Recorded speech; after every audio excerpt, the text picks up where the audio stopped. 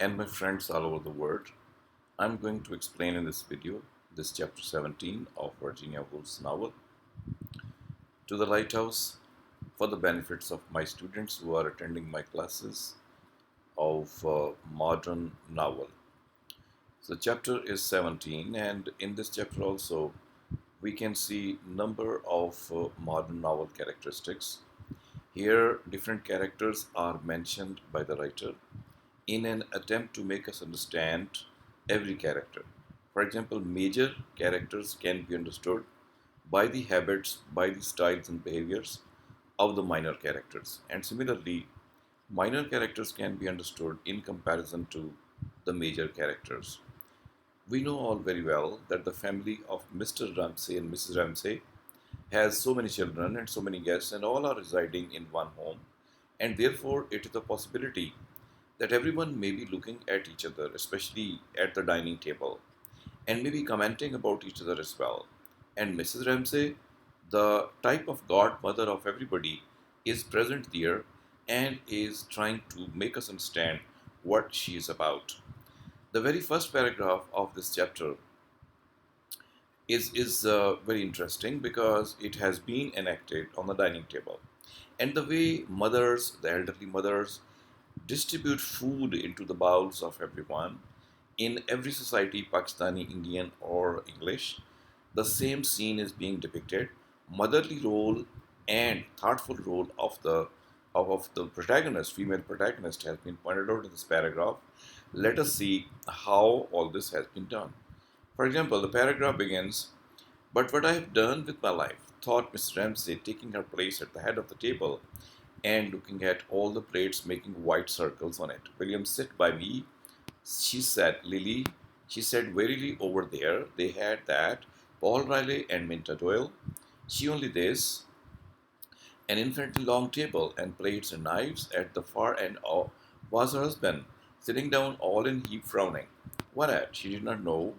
She didn't mind. She could not understand how she had ever felt any emotion or affection for him.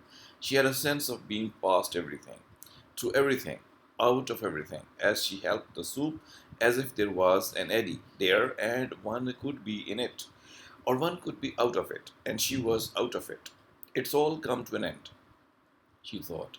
While they came in one after another, Charles Tansley, "Sit there, please," she said. Augustus Carmichael, and sat down, and meanwhile she waited passively for someone to answer her, for something to happen. But this is not a thing, she thought, ladling out soup that one says.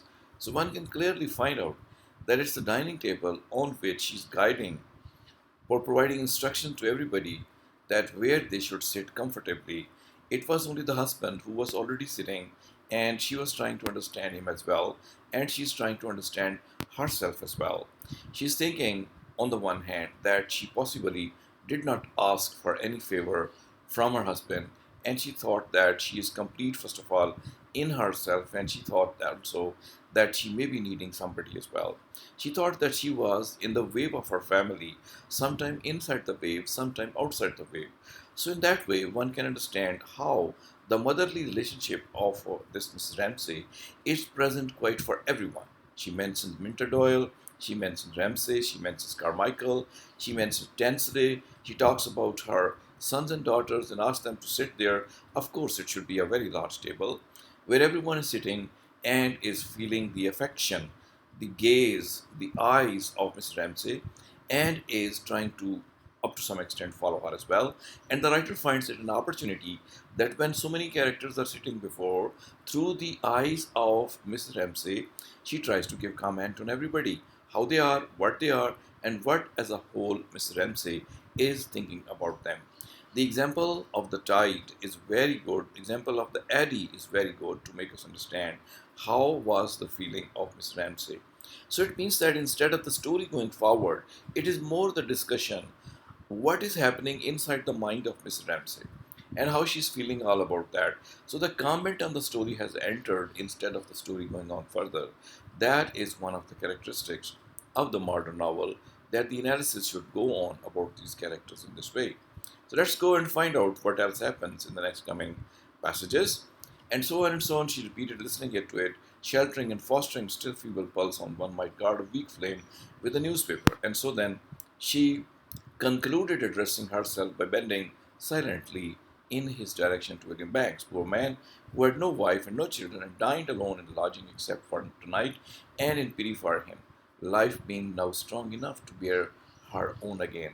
She began all this business as a sailor, not without weariness. She sees the wind fill his sail, and yet hardly wants to be off again, and thinks how, had the ship sunk, he would have whirled round and round and found sad on the floor of the sea. So this is all about Mr. William Banks, that how he started his life and then he's got no wife and sitting alone. And the psychological analysis being provided that if on the one hand Mr. Ramsay had a wife, full family, guests, and all the things related to that are present there. But in case of Mr. Banks, for example, he doesn't have a wife, then what type of life he's having? It's a type of paragraph where some pity is being given. So the novel is written by a woman, and so she is trying to give an importance to the presence of wife with someone as Mr. Banks is having. So in this way, the presence of wife, the presence of wife and the role of the wife in the home is being stressed through these comments on Mr. Uh, Banks. Okay, let's see more by going down into this chapter and see what special things this chapter is carrying. Okay, now we are on page 71 of this novel, and it's a fairly long passage, so that's why I would like to read this passage in bits. I mean, in small chunks for my students. So let us see how we can reach it. The machine is creating a little bit of trouble, so I am definitely able to fix that. It begins here. Do you write many letters, Mr. Tensley? Asked Miss Ramsay, pitying him too. Lily supposed, for that was true of Miss Ramsay. She pitied uh, men always if they lacked something, women never, as if they had something. He wrote to his mother. Otherwise, he did not suppose he wrote one letter a month, said Mr. Tensley shortly. So that is again the discussion on the characters of different character, what they do and how they behave. So the thing being asked here is to Mr. Tensley whether he writes the letters or not, and Lily Briscoe is observing all the situation.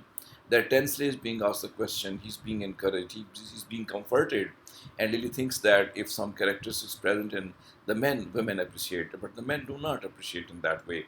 So in that way, there is something with special about Mr. Ramsay that is being talked about by the writer also.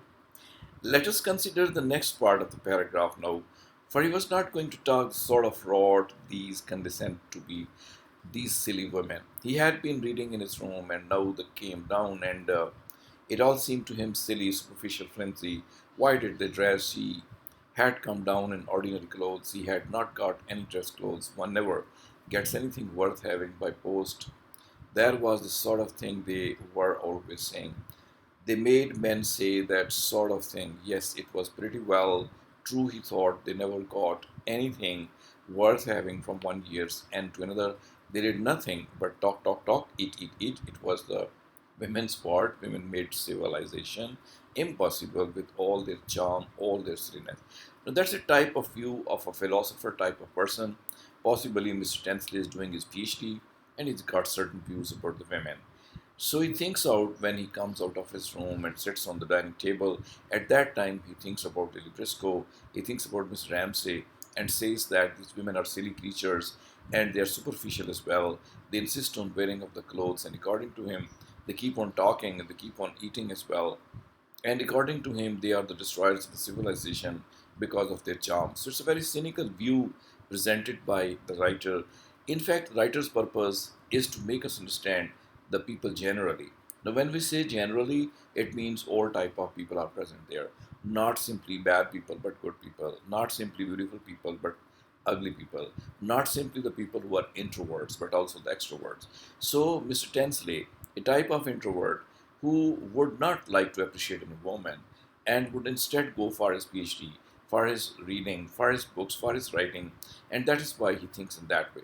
So, this is one of those views about women which is given by some of the philosophers that or some of the religious ideologies that they should be treated in that way.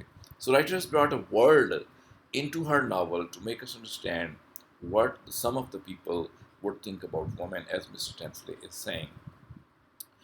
Again, she was telling lies. He could see she was saying that she did not mean to annoy him for some reason. She was laughing at him. He was in his old flannel trousers. He had no others. He felt very rough and isolated and lonely. He knew that she was trying to tease him for some reason. She didn't want to go to the lighthouse with him. She despised him. She did true Ramsay. So did they all, but he was not going to be made a fool of by a woman. So he turned deliberately in his chair and looked out of the window and said, all in a jerk, very rudely, it would be too rough for her tomorrow. She would be sick. So once again, Mr. Tansley is being portrayed in a type of negative light that he would like to be extrovert, he would like to share his thought with the women, especially, and possibly the criticism which the women would do on him. He didn't like that. And here also, he thinks in the same way and tries to tease back by saying that the lighthouse may not be accessible tomorrow also because of the bad weather. So in a way, he tries to pinch Mrs. Ramsay also, her son James also, and the family which wants to go to the lighthouse. He tries to say that okay, it's not, because he knows that this thing is not liked by the family. That is why tries to or attempts to take a type of revenge on him when he is being discussed, when he's being talked about in a light according to him negative. He would also try to take that type of revenge. So men's attitudes are being explained. Men's are of different type. A densely type of men are being brought here to make us understand that these are also the type of men with whom the women, the families have to put up also. So let's go further into the chapter and try to discover what further we can talk about this chapter. Okay, this again next paragraph is here, and that is about I think Ms. Ramsay, what she's talking about. Let us see. I am losing the track of the paragraph, but it will be appearing soon. And I know it takes me to the next page. This is 74 page now we are on, and on 74 we need to talk about these paragraphs somehow, but the machine is not that stable, so I'm sorry for that. This video is causing a type of trouble to my audience. Once again, on the same paragraph of page 72, I need to go to page 73, and thank God up to some extent I'm able to reach here, but still it's creating trouble. Miss Ramsay was listening.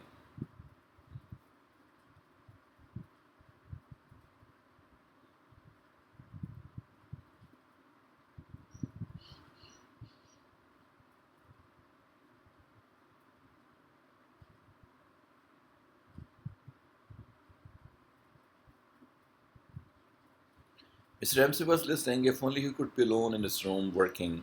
He thought among his books that was where he felt at ease, and he had never run a penny into debt. He had never cost his father a penny. Since he was 15, he had helped them at home out of his savings. He was educating his sister. Still, he wished he had known how to answer Miss Briscoe properly. He wished it had not come out in all in a jerk like that. He would be sick. He wished he could think of something to say to Miss Ramsay, something which would show her that he was not just a dry prig. That was what they all thought of him. He turned to her, but Miss Ramsay was talking about people he had never heard of to William Banks. The good side of Miss Tensley that possibly he realized that he had said something bad to Lady Briscoe. As the goat has been here, you would be sick. This is the word spoken by him rather jerkily, so he tries to make amends by speaking softly and tries to talk to Mr. Ramsay also, but Mr. Ramsay was not available for him at that time. So the positive side of Mr. Tensley is also being brought before us. So let us move further on page 74 in order to understand if we have any of the passages on that page 74. Possibly here the passage begins. This is in green color. The children were dropping in still. I wish one of you would run up to Roger's room, Miss Ramsay was saying. How trifling it all is, how boring it all is, he thought, compared with the other things. Here he sat drumming his fingers on the table. Clothed when he might have been, he took flashing bird's eye view of his work. What a waste of time it was all to sure. Yes, he thought she is one of my oldest friends. I am by way of being devoted to her, yet now at this moment her presence meant absolutely nothing to him. Her beauty meant nothing to him. Her sitting with her little boy at the window, nothing, nothing. He wished only to be alone and to take up that book. He felt uncomfortable. He felt treacherous that he could sit by her side and feel nothing for her. The truth was that he did not enjoy family life. It was in this sort of state that one asked oneself, what does one live for? Now, the phrase is often repeated that boys will be boys, men are men. They are more concerned about their work, they are less concerned about other things. Even if they are attached to some woman and are attached to some romance, that only takes place for a few days, for a few months, let us say. They would more like to engage themselves in their work. So that is why Mr. Ramsay is thinking about her husband, and husband is thinking about her, that he is being injustice, he's being not good. He's not talking to that beauty of that woman. He's not attracted to this moment. He would like to engage more in his work. So Mr. Tensley and Mr. Ramsay both are of the same type, that they're more interested in their work, in their books, and their readings as compared to the woman. So that is the type of feeling which is being highlighted in this passage. Let's talk about the next page. That is 75. Possibly we don't have any paragraph here to read, to analyze or to understand. Same is the case with page 76. Actually, most of the chapter that we are going through is the repetition of the things that have been talked about in the previous passages, and the writer has taken some time in order to repeat all that or to discuss all that once again before shifting to the second part of this chapter. So that is why this chapter is fairly long chapter. It's not possible to cover all, but however, I have tried to cover almost the most significant passages of this novel. Same is the case with this green paragraph here. We can see that some of the books, that is George Eliot's Middlemarch, and some of the Russian novels will be talked about.